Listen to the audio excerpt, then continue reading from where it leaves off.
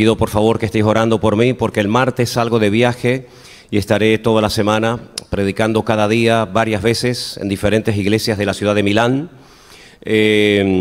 Estaré por supuesto con el pastor Antonio Panoquia, que ustedes conocen, que ha estado en alguna ocasión con nosotros aquí en Tenerife.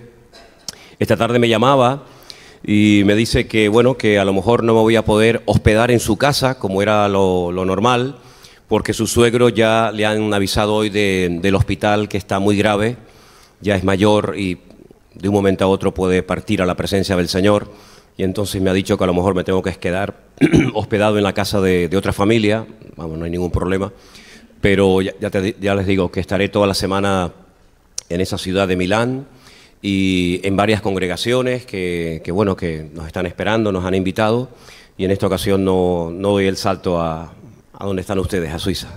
Más adelante, vamos a hacer todo lo posible.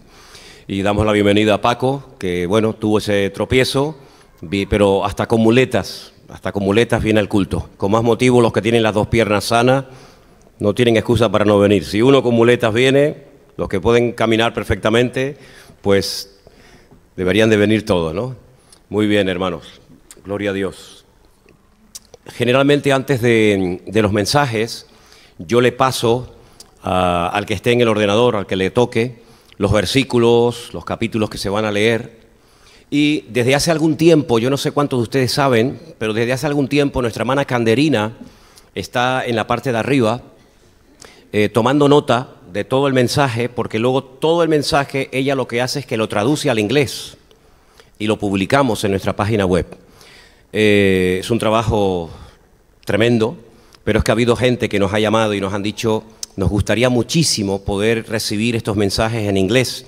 Y entonces, bueno, de momento no los hacemos en audio, pero están por escrito, hay ya unos cuantos mensajes. Y hoy cuando le mandaba los versículos que vamos a leer en esta tarde en el estudio, en el mensaje, Canderina me mandaba, como siempre, ella me manda, ¿cómo se llama esto?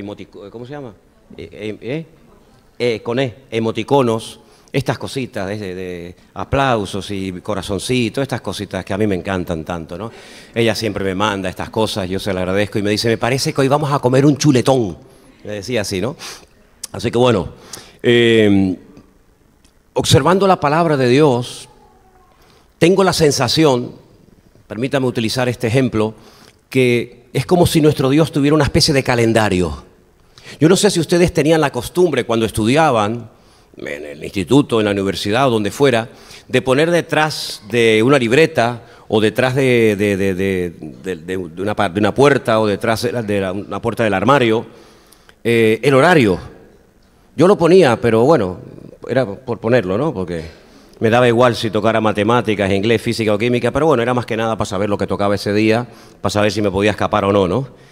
Y cuando había gimnasia había que ir con la ropa después para ducharse, y cuando había inglés había que llevar el material y los apuntes de inglés, así.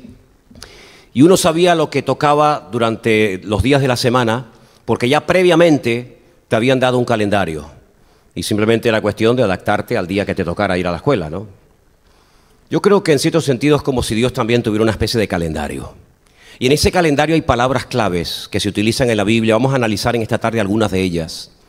Porque en Eclesiastés capítulo 3, versículo 1, dice que todo tiene su tiempo. Todo tiene su tiempo. Y todo lo que se quiere debajo del cielo tiene su hora. Absolutamente todo. Y ahí menciona un montón de cosas que todos las conocemos: tiempo para llorar, tiempo para reír, tiempo para sembrar, tiempo para cosechar, tiempo para todo prácticamente en la vida. Y es una declaración muy interesante que el Señor hace ahí, que todo bajo el cielo tiene su tiempo. Ahora, cuando los discípulos estaban ya en el último minuto con el Señor Jesucristo a punto de ascender a la gloria y no volver a verlo nunca más, ellos desde la pequeña población o ciudad de Betania, donde vivía Marta, María y Lázaro, le hicieron una pregunta al Señor muy interesante. Yo no sé cuántos de ustedes prestaron atención a la lectura que en esta tarde se leía, pero en el libro de los Hechos se leyó en esta tarde que durante 40 largos días el Señor Jesucristo, cuando resucitó, les estuvo enseñando, les estuvo hablando acerca del reino de Dios. Hechos capítulo 1, versículo 3. Durante 40 días les habló acerca del reino de Dios. Pero si vamos al versículo 6, los discípulos le hacen una pregunta muy interesante.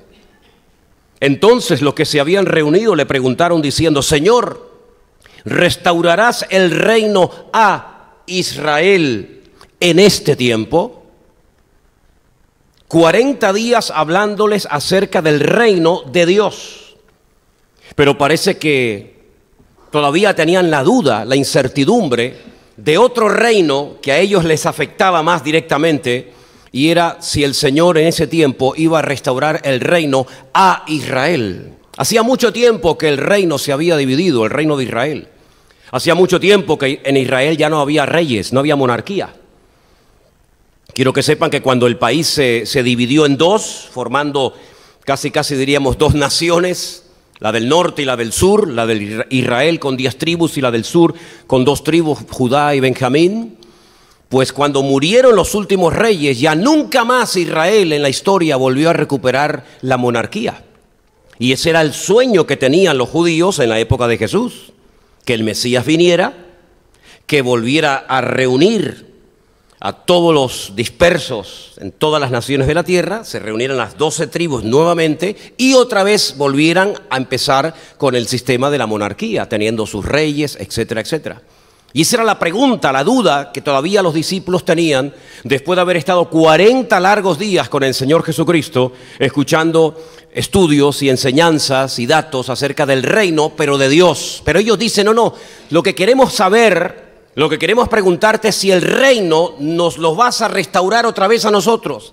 Es decir, si vamos a derrotar a los romanos, que son los que nos están en este momento complicando nuestra existencia, nuestra vida, y vamos otra vez a poder recuperar aquella gloria perdida que teníamos cuando teníamos nuestros reyes y nuestra monarquía. Y entonces la respuesta del Señor es muy, pero que muy interesante.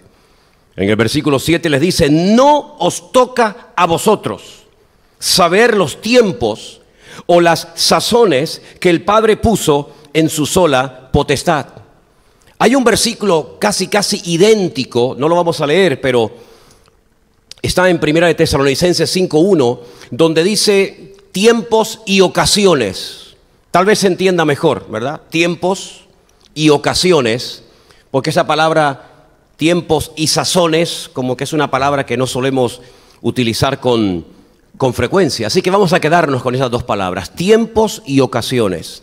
Ahora, en la Biblia, en el Nuevo Testamento, que fue escrito en un idioma tremendamente rico, que era el griego, muchas de las palabras que se utilizaron por los autores, por los que escribieron las cartas, los libros, los evangelios, son palabras que tienen un significado mucho más profundo que el que a primera vista podemos encontrar en nuestras Biblias.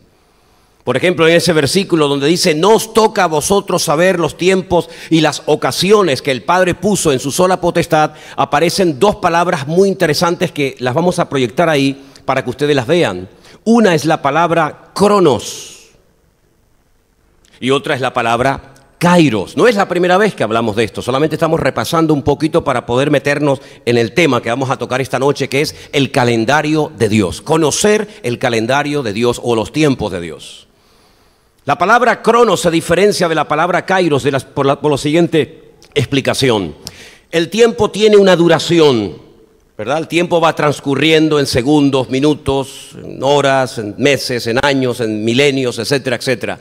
Y el transcurrir, el pasar del tiempo es lo que se conoce como cronos. De ahí viene cronología, de ahí viene cronómetro, etcétera, etcétera.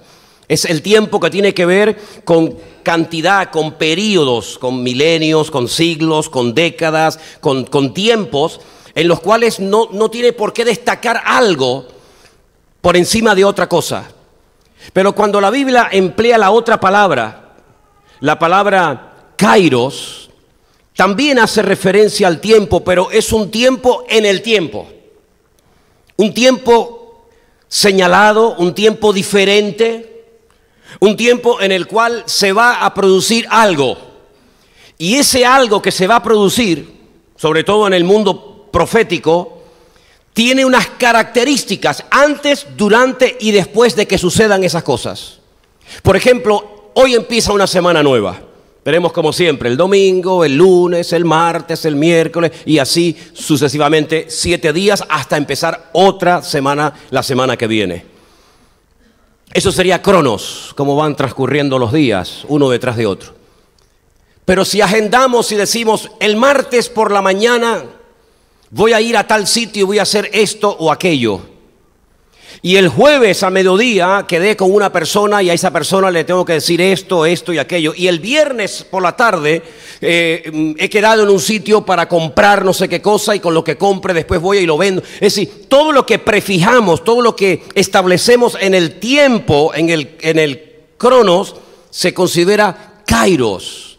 Y por eso el Señor lo que le está diciendo es, mira, el tiempo desde que yo ascienda hasta que yo regrese va a transcurrir. Nada detiene el tiempo. No hay nada que podamos hacer para que mañana no sea lunes. Es que va a ser lunes sí o sí. Y pasado mañana, aunque nos pongamos a orar, a reprender, a atar, a desatar, a ayunar, etcétera, etcétera, el tiempo va a seguir transcurriendo, nos guste o no. Y de hecho en nosotros vemos que el tiempo transcurre y no podemos ni recuperar el tiempo perdido, ni frenar el que se nos viene encima, porque el tiempo tiene su ritmo, ¿verdad? Pero Dios en ese tiempo genérico ha establecido una serie, digamos, de momentos especiales donde Él quiere hacer algo diferente a lo que se suele ocurrir, a lo que suele producir regularmente. Y he elaborado una pequeña lista de algunos textos bíblicos, tanto del Antiguo como del Nuevo Testamento, para que veamos cómo Dios en el transcurrir del cronos, en el transcurrir del tiempo, hay momentos en los que Él dice, y en este momento voy a hacer esto, y en otro momento voy a hacer tal cosa. Y Él deja pinceladas, Él deja señales, Él deja, digamos, cosas que nos dicen, se está acercando el tiempo kairos, se está acercando lo que Dios prometió que iba a ocurrir. Vamos a ver el primer texto. Génesis capítulo 6. Del versículo 1 en adelante. Tiempos de Noé, ya Dios en el transcurrir del tiempo decreta que la duración de vida de los seres humanos va a ser como máximo 120 años. Vamos a ver otro pasaje también en el libro del Génesis, pero en el capítulo 15. Escuchen esto, porque ahí hay dos declaraciones tremendas que tienen que ver con el kairos, con el tiempo que Dios establece dentro del tiempo, es decir, del cronos. Entonces el Señor dijo a Abraham, ten por cierto que tu descendencia morará en tierra ajena, y será esclava allí y será oprimida 400 años. Mas también a la nación la cual servirán juzgaré yo, y después de esto saldrán con gran riqueza. Y tú vendrás a tus padres en paz y serás sepultado en buena vejez. Y en la 4ª generación volverán acá, porque aún no ha llegado a su colmo la maldad del amorreo hasta aquí. Fijaros, ni aún había nacido, ni existía el pueblo de Israel. Y ya el Señor establece que el pueblo de Israel en el futuro lejano y distante permanecería en el país de Egipto por 400 años. Eso fue un decreto divino. Nadie le puede contradecir a Dios. Dios lo decretó. Pero claro, y cuando ese pueblo nace y conocemos la historia, ¿verdad?, de Abraham, de Isaac, de Jacob, de sus hijos, algo tiene que ocurrir para que esta gente termine llegando a Egipto y estableciéndose por 4 largos siglos. Todos conocemos la historia. Dios utilizó la envidia y los celos de los hermanos de José, que lo vendieron como esclavo a Egipto, ¿verdad? Y todos conocemos cómo el Señor levanta y prospera y honra a José de una manera extraordinaria. Y el Señor permite que un hambre venga a nivel mundial en aquella zona y tienen que ir obligatoriamente todos a Egipto. Y allí se radican 70 personas y allí se multiplican hasta llegar a ser como las estrellas de los cielos y permanecen 400 largos años, como el Señor ya le había dicho a Abraham. Antes de que naciera Moisés, antes de que naciera Israel, antes de que naciera todos los patriarcas y todas las matriarcas, ya Dios había establecido en su calendario que el pueblo de Israel permanecería 400 largos años de esclavitud. Y dice que a la cuarta generación, evidentemente las generaciones duraban más, a la cuarta generación saldrían con gran riqueza y volverían otra vez a la tierra de Canaán. Y allí se establecerían cuando la maldad del amorreo llegara al colmo. Es decir, aquel país había sido habitado por otras naciones que no les correspondía estar allí, en la ausencia del pueblo de Israel, que era pequeñito en aquel momento, evidentemente. Se habían apropiado y se habían introducido en el país naciones que no les correspondía estar allí. Y entonces algunos dirán, pero entonces esa gente, si no vivían allí, ¿dónde iban a vivir? Pues en sus respectivos países. Los filisteos no eran de Israel, los filisteos eran de la isla de Creta. Pero ellos decidieron apropiarse de un territorio que no les correspondía. Es decir, vamos a ver cómo desde el principio de los tiempos Dios establece el límite de edad de los seres humanos y el lugar donde cada nación tiene que vivir. Y cuántas guerras se han producido en el mundo cuando naciones han querido salir de su territorio para invadir otros territorios, ¿verdad? Pero aquí vemos cómo Abraham recibe una noticia impresionante de 400 años, de 4 generaciones, Dios gobernando el tiempo, Dios poniendo, permítame, en su agenda, este pueblo saldrá de aquí después de 400 años en la 4ª generación. Por eso Moisés fracasó cuando a la edad de 40 años, él con toda la buena intención del mundo, faltaría más, sale por las calles de Egipto a ver cómo está su pueblo y dice que él ve como un egipcio está golpeando a un paisano suyo y él se levanta contra él y se levantó con tanta fuerza que dice que lo terminó matando. Y al día siguiente quiso separar a otros 2 que peleaban y alguien le dijo, ¿me vas a matar hoy a mí? Como llegó a oír y a ver cosas que Dios no le permitió contárselas a nadie. Dice que él estuvo en la presencia del Señor, dice, yo vi allí cosas inefables. Dice, y para que la grandeza de lo que vi y escuché no me enalteciera sobremanera, el Señor me mandó un aguijón para mantenerme humilde, porque yo vi más que lo que está escrito en la Biblia. Es lo que está diciendo el apóstol Pablo. Pero Dios está diciendo a través de la boca del apóstol Pablo en este mensaje tremendo, que Dios ya ha prefijado el límite, el lugar donde cada nación tiene que vivir. Y si ustedes van al libro del Génesis, las 70 naciones, de las cuales después salieron todas las demás, cada una recibió su porción de tierra. Todas las naciones recibieron su porción de tierra. El problema fue cuando el hombre quiso alterar el orden establecido por el Señor y unos se quisieron apropiar de lo de los otros y los otros se quisieron apropiar de lo de los unos y ahí entraron guerras y conflictos y muerte y matanza sin ninguna necesidad. ¿Se dan cuenta? Pero es Dios el que controla el tiempo, es Dios el que lleva su agenda, es Dios el que prefigura los tiempos, el que limita las naciones y es Dios el que controla todo lo que ocurre bajo el cielo. En el libro del profeta Daniel, en el capítulo 2, el rey Nabucodonosor tiene un sueño tremendo. Daniel recibe la revelación del sueño y la interpretación de dicho sueño. Y miren lo que dice a partir del versículo 20. Y Daniel habló y dijo: Sea bendito el nombre de Dios de siglos en siglos, porque suyos son el poder y la sabiduría. Él muda los tiempos y las edades, quita reyes y pone reyes, da la sabiduría a los sabios y la ciencia a los entendidos. Él muda los tiempos, perdón, sí. Él revela lo profundo y lo escondido, conoce lo que está en tinieblas y con él mora la luz. Él quita y pone reyes. Fíjense, quédense con esa expresión, Él quita y pone reyes. Es decir, no es el hombre el que se pone, es Dios el que lo pone. Y es Dios también el que lo quita, aunque a veces nos cuesta entender esto, pero es Dios el que controla la historia, los gobernantes, los políticos, las naciones, absolutamente todo. Sí. A ti, oh Dios de mis padres, te doy gracias y te alabo, porque me has dado sabiduría y fuerza, y ahora me has revelado lo que te pedimos, pues nos has dado a conocer el asunto del rey. Amén. ¿Te das cuenta? Ellos están orando porque el rey ha dado un decreto de que el que no le diga el sueño que soñó el rey y la correspondiente interpretación serán muertos. Daniel pide tiempo, Daniel ora y cuando le dice yo he recibido la revelación, El rey como que lo quiere honrar, lo quiere exaltar desmedidamente y él dice, no es a mí al que le tienes que dar las gracias, no es a mí al que le tienes que dar la gloria, sino al Dios del cielo, porque él me ha revelado, al Dios de mis padres me ha revelado la interpretación y el sueño que has tenido.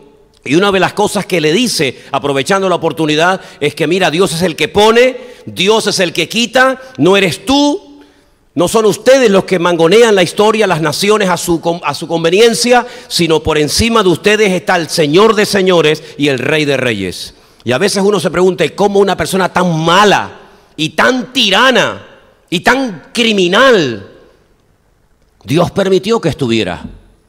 Bueno, no vamos a entender todo lo que ocurre en la historia, pero Dios nunca pierde. Dios tiene todo bajo el control y todo va según el plan y el diseño de Dios. ¿Cuántos dicen amén? En el libro del Gálatas, la carta de Pablo a los Gálatas, dice algo referente al kairos de Dios, como Dios dice ahora, ¿verdad? Referente a la primera venida del Mesías, el nacimiento del Señor Jesucristo. Gálatas 4:4, por favor. Pero cuando vino el cumplimiento del tiempo, Dios envió a su Hijo, nacido de mujer y nacido bajo la ley. Cuando vino el cumplimiento del tiempo. Es decir, no nació porque ahora, ¿no? Sino había un tiempo, en el tiempo prefijado y establecido por el Señor. Y el Señor Jesucristo nació fuera de toda posibilidad humana de nacimiento. El Señor Jesucristo fue librado de una forma espectacular a pesar de que había un rey terrible llamado Herodes que mandó a matar a niños menores de 2 años. El Padre lo protegió de una forma sobrenatural porque el Señor quería que su Hijo naciera en ese tiempo. Y en ese tiempo el Señor nació. Aunque vivían en una parte del país, tuvieron que desplazarse a la otra para que se cumpliera lo dicho por el profeta Miqueas, que había dicho que en Belén de Judea nacería el Mesías. Sí, vemos cómo Dios controla absolutamente todo. No hay ni un detalle, por difícil que fuera de cumplirse, que no se cumplió, porque Dios controla nuestras vidas y controla el tiempo de la humanidad. Durante muchos siglos los profetas intentaron entender este misterio del tiempo dentro del tiempo. Y se preguntaban y leían y oraban y ayunaban. Señor, revélanos cuándo, cómo, qué persona será el Mesías. ¿Será ese niño que nació de una mujer estéril? ¿Será ese el Mesías? No, Isaac no era. Bueno, pues a lo mejor en la siguiente generación otra mujer estéril ora y el Señor le permite dar a luz. Será, no sé, será será aquel, será Moisés que era niño hermoso, será por aquí. Bueno, mira lo que dice primero de Pedro, capítulo 1, verso 10, cómo los profetas durante mucho tiempo invertían tiempo de su vida para descubrir el tiempo dentro del tiempo de Dios. Los profetas que profetizaron de la gracia destinada a vosotros, inquirieron y diligentemente indagaron acerca de esta salvación, escudriñando qué persona y qué tiempo indicaba el Espíritu de Cristo que estaba en ellos, el cual anunciaba de antemano los sufrimientos de Cristo y las glorias que vendrían tras ellos.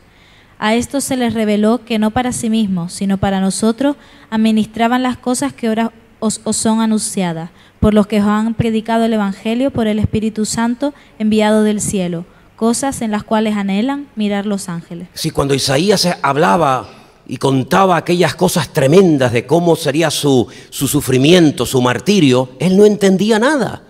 Cuando Daniel recibía aquellas revelaciones en Babilonia acerca de las 70 semanas y cómo hasta los ángeles o arcángeles venían y le tenían que dar sabiduría y le decían, tú tranquilo Daniel, aunque no entiendas, tú escribe porque esto no es para tu tiempo, sino para el tiempo del fin. O cuando Miqueas recibió el lugar del nacimiento del Mesías, y así cada uno de los profetas del Antiguo Testamento fueron recibiendo información como las piezas de un gran puzzle, y todos no tuvieron toda la información hasta que se completó toda la escritura. Ellos oraban y buscaban e indagaban de parte de Dios, dice, con diligencia. Ellos estaban tratando de ver dónde nacería, cuándo nacería, qué persona sería, qué características tendría el verdadero Mesías de los falsos Mesías que también aparecieron. Y el Señor dice que les dijo, ustedes están administrando una gracia que no es para vosotros. Ustedes están recibiendo una información que tienen que escribirla, pero no la vais a entender, porque no solamente no la vais a entender porque sale mucho más allá de vuestro intelecto, de vuestro conocimiento, sabiduría, sino que además ustedes no van a disfrutar de esto. Ustedes ni lo van a ver predicar, ni lo van a ver sanar enfermos, ni lo van a ver crucificado en la cruz, ni lo van a ver resucitado, ni lo van a ver de ninguna manera, porque esto no es para vuestro tiempo. Hay un tiempo que transcurre en el cual ustedes reciben una información para otros tiempos, para otros momentos y para otras gentes y para otras generaciones. Y aunque ellos oraron, y dice la Biblia que el Espíritu de Cristo que moraba en ellos les decía, esto no es para vuestros tiempos, sino para los otros tiempos de la historia, ¿verdad? Y qué hermoso es saber cómo el Señor ha ido revelando su propósito, su plan eterno, desde el principio de los tiempos, desde aquella primera profecía que encontramos en el capítulo 3, verso 15 del libro del Génesis, hasta que el Señor Jesucristo nace en Belén de Judea. Vemos cómo pasaron siglos y vieron todo tipo de guerras y todo tipo de injusticias, pero todo se fue cumpliendo a la perfección, porque cuando Dios decreta, cuando Dios declara algo, no hay nada ni nadie que lo pueda detener. ¿Cuántos dicen amén? Tenemos un pasaje extraordinario que quisiera explicar lo que ahí le intentó transmitir el Señor Jesucristo a la mujer samaritana. Juan capítulo 4, versículo 22. Es una conversación que solamente aparece en el capítulo 4 del Evangelio según San Juan.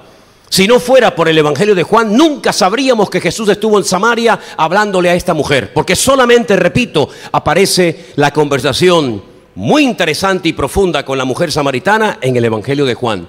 Y en el capítulo 4 el Señor dice lo siguiente: vosotros adoráis lo que no sabéis, nosotros adoramos lo que sabemos, porque la salvación viene de los judíos. Ahora, las cosas que el Señor Jesucristo le dijo y le reveló a esa mujer son impresionantes. Cuando el Señor Jesucristo le dice a una samaritana, ustedes adoran lo que no saben.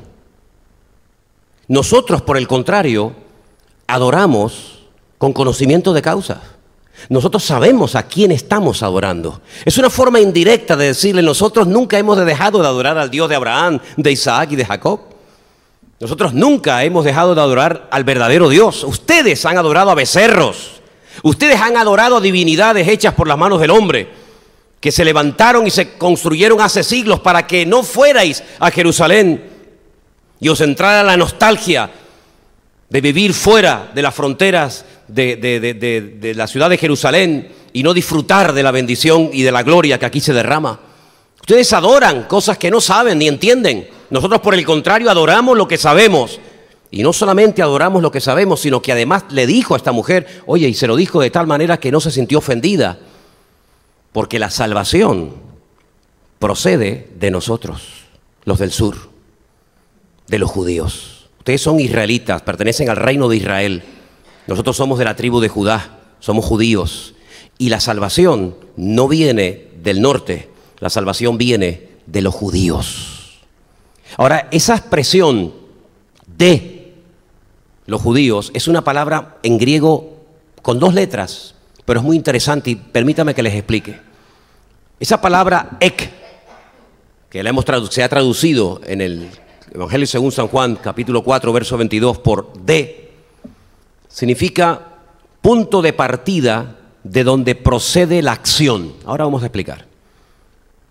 Hace referencia a la acción de completar algo. La salvación procede y es completada en el pueblo de Israel. Es decir, escucha bien lo que te estoy diciendo. La salvación viene de nosotros. ¿En qué sentido? ¿Quiénes escribieron las profecías? ¿De dónde eran todos los profetas? ¿Verdad? Ellos siempre adoraron al Dios vivo y verdadero, a pesar de que a veces vivían en lugares donde no se adoraba al Dios vivo y verdadero. Ellos nunca perdieron su identidad como creyentes en el Dios único y verdadero, ¿verdad? Luego, ellos son los portadores de un mensaje de salvación. Ellos os han transmitido un mensaje de salvación para que ustedes reconozcan que yo, a través de las Escrituras, no soy un farsante, no soy uno más, no soy un engañador más, sino soy el verdadero Mesías. Y lo podéis comprobar a la luz de las Sagradas Escrituras. Pero no solamente la salvación viene de nosotros, no solamente hemos sido un instrumento que mi Padre ha utilizado para traerles a ustedes la salvación a través del Mesías. no solamente nosotros hemos sido los portadores de esa promesa y de esa bendición, sino que con nosotros empieza la salvación y con nosotros se termina. Eso es lo que significa esa palabra, que la salvación viene de los judíos, porque esa palabra ex significa no solamente que procede de, sino que se completa también a través de.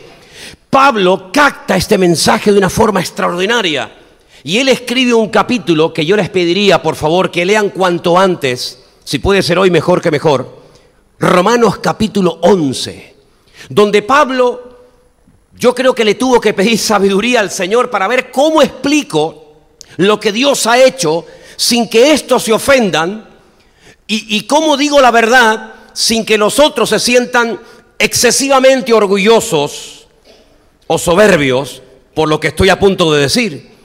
Yo creo que el Señor le dio una sabiduría espectacular para hacer del olivo, el árbol del olivo, una analogía.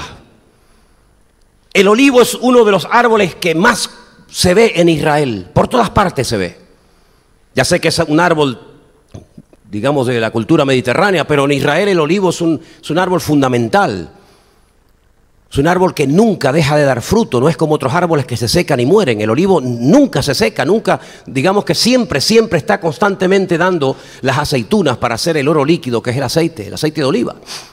Y fue al jardín de los olivos, jardín de Getsemaní, que estaba en el monte de los olivos, donde se prensaba la aceituna, donde Jesús va para ser prensado por el Padre. Y así como cuando pisas una aceituna y sale un líquido que es el aceite, cuando el Padre machacó al Hijo salió sangre, y Juan dice, yo lo vi y doy testimonio de que él se estaba reventando, y ahí el Padre lo estaba triturando, y allí fue donde dijo, no se haga mi voluntad sino la tuya. Porque al olivo, hoy en día hay máquinas que lo abrazan y lo sacuden, pero durante muchos tiempos, y aquí en Andalucía, y tú lo sabes bien, se cogían varas y se le daban palizas al olivo y se ponían telas en el fondo y se le varaba, se le daban golpes para que las aceitunas cayeran, y luego después se seleccionaban y se llevaban al molino para hacer el aceite de oliva, ¿verdad? Y es como una analogía. Cristo fue al huerto de Getsemaní para ser tratado, para ser humillado por el Padre, y de allí salió la salvación al mundo entero. Entonces Pablo, sabiendo que todo el mundo conoce lo que es un olivo, él dice que el Señor lo que hizo fue que las ramas del olivo verdadero las arrancó y se quedó solo el tronco pelado. Y entonces, como siempre suele haber una imitación silvestre de los árboles verdaderos, que muchas veces no dan fruto ni sirven para nada, sino son simplemente copias o imitaciones del verdadero, dice que Dios coge ramas de olivo silvestre que no vale para nada y las injertó contra natura en el tronco del olivo verdadero. Esto es un disparate. Arrancar las ramas verdaderas para injertar ramas de un olivo falso, de un olivo improductivo, de un olivo silvestre. Y entonces Pablo dice, ¿sabéis lo que esto significa? Él está utilizando el mismo sistema de analogía, de mensaje objetivo, gráfico, que utilizaban los profetas del Antiguo Testamento cuando con cosas trataban de transmitir un mensaje oculto. Y él dice, ustedes los gentiles, los que no creíais en el Dios de Abraham, de Isaac y de Jacob, los que no teníais proximidad con el pueblo de Israel, los que estabais ajenos a la ciudadanía de Israel, los que teníais que orar detrás de una tapia, en el caso de que quisierais ir al templo de Jerusalén, vosotros que no teníais ningún tipo de privilegio de ninguna índole, vosotros sois esas ramas de olivo silvestre que Dios las escogió y las injertó en el tronco del olivo verdadero. ¿Y por qué lo hizo? ¿Por qué desgajó las ramas del olivo verdadero para poner ramas de olivo silvestre? ¿Por qué lo hizo? Porque dice la Biblia que por un corto periodo de tiempo Israel se ha negado a reconocer a su Mesías como el Mesías verdadero. Y entonces Dios dijo, no hay problema, no pasa nada. Yo os arranco, os pongo a un ladito, no os desecho, sino simplemente os pongo a un lado, injerto en el olivo verdadero las ramas del olivo silvestre, y le digo a las ramas injertadas de olivo silvestre en el olivo verdadero, cuidado, no se enaltezcan, Porque no son ustedes las ramas las que alimentan y bendicen al tronco, sino es el tronco verdadero que es Israel el que les alimenta a ustedes. Y poderoso es Dios, dice Pablo, poderosísimo es nuestro Dios, para volver a injertar las ramas del olivo verdadero y hacer de los dos pueblos un solo pueblo que alaba y glorifica al Señor. Y dice la Biblia,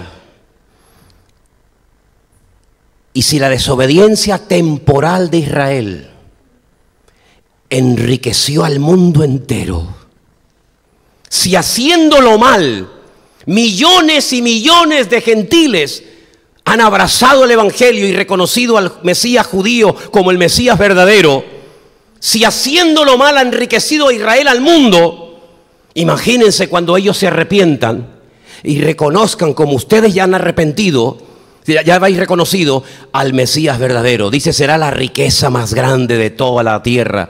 Y por eso en Romanos capítulo 11, versículo 15, leemos este versículo poderosísimo y es el último que vamos a leer en esta noche. Porque si su exclusión es la reconciliación del mundo, ¿qué será su admisión sino vida entre los muertos? Es decir, Dios tiene un plan eterno. Antes de la creación del sol, de la luna, de Adán, de Eva, de la humanidad, antes de crear cualquier cosa, antes de dar cualquier orden, Él ya había establecido que su Hijo amado moriría en una cruz en la ciudad santa de Jerusalén. Porque Él ya conocía de antemano, faltaría más, todo lo que iba a ocurrir, la desobediencia, la rebeldía, los adulterios, las guerras, las matanzas, lo sabía todo. Sabía que iba a ocurrir el diluvio, sabía que después del diluvio seguirían igual o peor que antes. Sabía lo de la Torre de Babel, sabía absolutamente todo. Sabía antes de poner a Adán y Eva en el jardín del Edén que Satanás, aquel arcángel caído, iba y les iba a engatusar y los iba a enredar, iban a pecar contra Dios. Lo sabía todo. Por eso antes de que ocurra todo, Pablo dice en Efesios que antes de la fundación del mundo ya estaba establecido por el eterno Dios que su Hijo amado algún día vendría humanado, encarnado a este mundo a morir por el ser humano. Ya lo sabía perfectamente. No hay plan B en Dios, hay un solo plan. Entonces la idea era que los judíos evangelizaran al mundo entero y alcanzaran a los gentiles. Pero dice que por un tiempo se pararon y dijeron, no queremos salir de aquí, no pasa nada. Ustedes se quedan aquí esperando, vamos a alcanzar a todo el mundo gentil hasta que se cumpla la plenitud de los gentiles y luego otra vez volvemos a retomar el tiempo con vosotros. Y quiero deciros algo, yo no sé cuántos de aquí se van a convertir, digo humanamente, no sé cuántos se van a convertir de aquí, aunque dice la Biblia de todas las naciones, pueblos, tribus y lengua, la cual nadie puede contar. No podemos saber la cifra exacta de inconversos gentiles, no judíos que se van a convertir, pero sí sabemos por decreto divino que todo Israel será salvo. ¿Qué te parece? Todo Israel será salvo y para mí no es simbólico, para mí es literal. Todo el barrio de Mea Sharim donde viven los ultraortodoxos judíos, todos se van a convertir al Mesías, todos. Desde el presidente hasta el último, todo el país, toda Israel, todos los millones y millones de judíos van a caer de rodillas y reconocer que su verdadero Mesías es Yeshua HaMashiach y a Él lo van a adorar y a Él lo van a honrar. Es una promesa divina. Dios ha dicho, conmigo no puede nadie. ¿No queréis creer? Ahí os quedáis. Y ahora ustedes provóquenles a celos a ellos. Ahora que ellos le vean bendecidos, que ellos le vean sanados, que ellos le vean cómo echan demonios, que ellos le vean cómo son prosperados, para provocarles a celos, para ponerles con los dientes largos y para que os pregunten, ¿pero qué os ha pasado? Que hemos aceptado a vuestro Mesías y entonces se va a producir la reconciliación mundial. Porque ¿dónde y con quién empezó la iglesia? Empezó en Jerusalén, en una casa que la conocemos como el aposento alto, que no era otra cosa que el templo de Jerusalén. ¿Qué significa aposento alto? La casa alta. ¿Y cuál era la casa más alta de Jerusalén?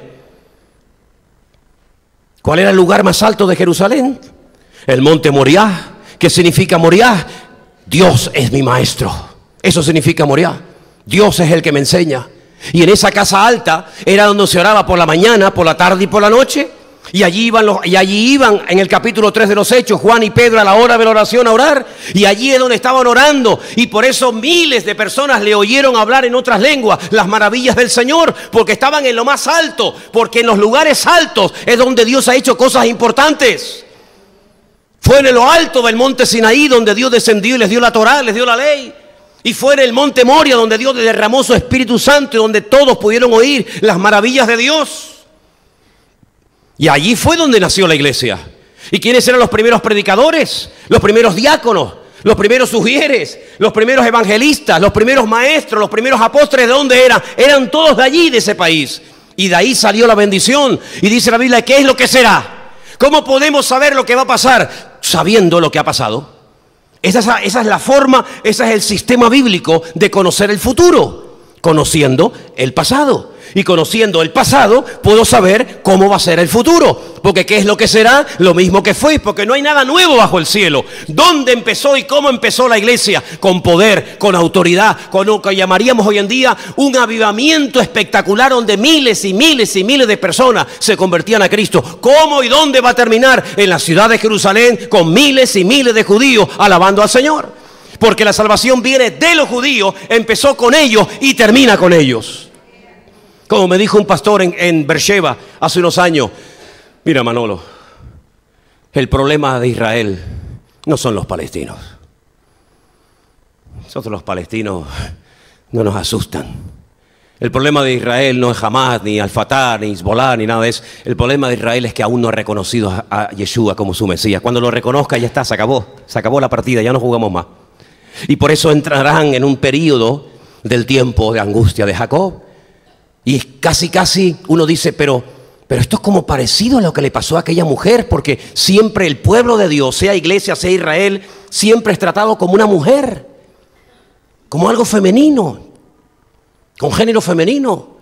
Y ahora podemos ver como aquella mujer fuerte, aquella mujer con hijos, aquella mujer con su marido, se va al extranjero y ella se va haciendo honor a su nombre, la complacida, la satisfecha, la contenta, la que no le falta de nada.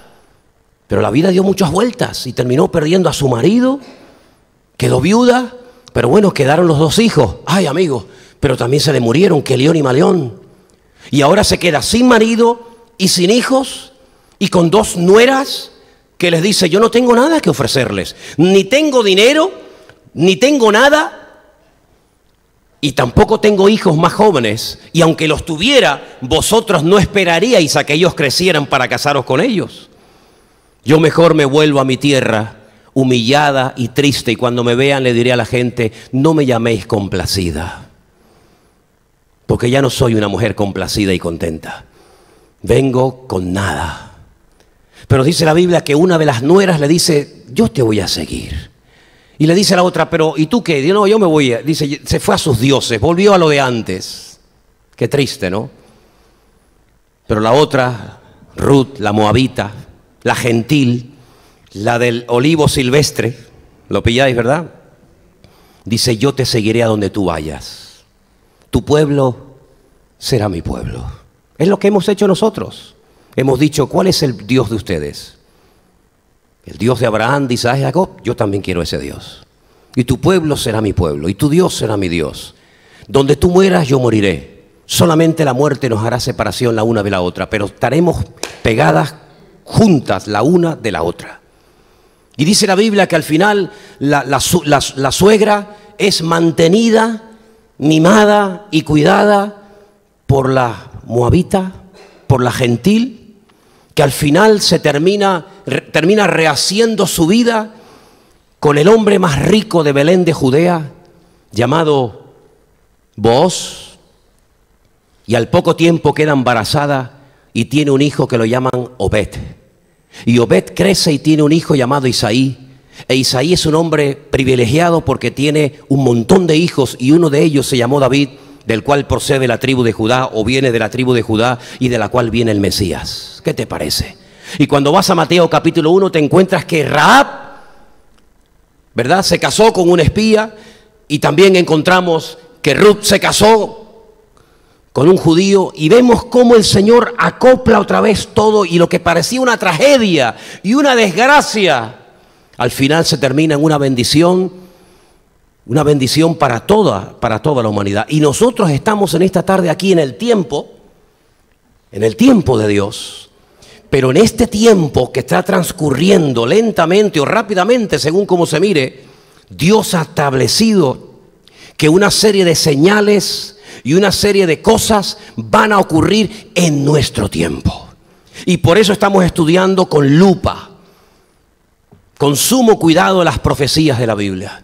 Porque sabemos que nosotros no vamos a tener que indagar para ver dónde tiene que nacer el Mesías, porque eso ya pasó. Eso no es para nuestro tiempo.